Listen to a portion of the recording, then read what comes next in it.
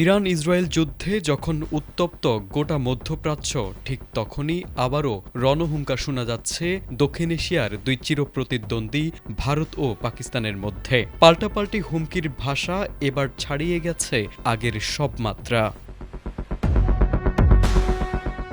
ভারত যদি ভবিষ্যতে কোনো দুঃসাহসিক পদক্ষেপ নেওয়ার চেষ্টা করে, তবে তার জবাব সরাসরি কলকাতা পর্যন্ত পৌঁছাতে পারে বলে হুঁশিয়ারি দিয়েছেন পাকিস্তানের প্রতিরক্ষা মন্ত্রী খাজা আসিফ।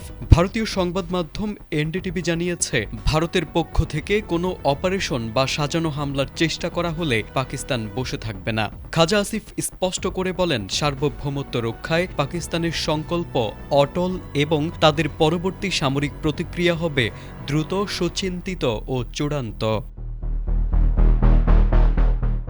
অন্যদিকে ভারতের প্রতিরক্ষা মন্ত্রী রাজনাথ সিং ইসলামাবাদকে কড়া ভাষায় সতর্ক করেছেন। কেরালার এক অনুষ্ঠানে তিনি বলেন, পাকিস্তানে সন্ত্রাসীদের ঘাঁটি ধ্বংসের যে অভিযান ভারত শুরু করেছিল তা এখনও শেষ হয়নি।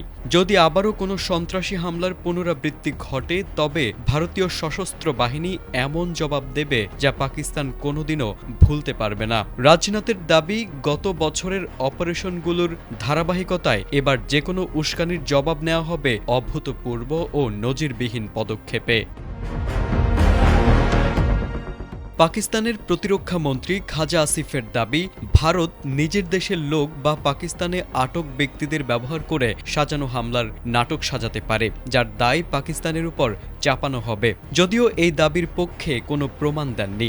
দুই পরমাণু শক্তিধর রাষ্ট্রের এমন পাল্টাপাল্টি হুমকিতে আঞ্চলিক স্থিতিশীলতা এখন চরম ঝুঁকির মুখে। একদিকে ভারতের সামরিক শ্রেষ্ঠত্বের আস্ফালন, অন্যদিকে পাকিস্তানের দ্রুত ও পরিমিত জবাবের হুঁশিয়ারি। সব মিলিয়ে দক্ষিণ এশিয়ার আকাশে এখন নতুন করে যুদ্ধের মেঘ জমছে।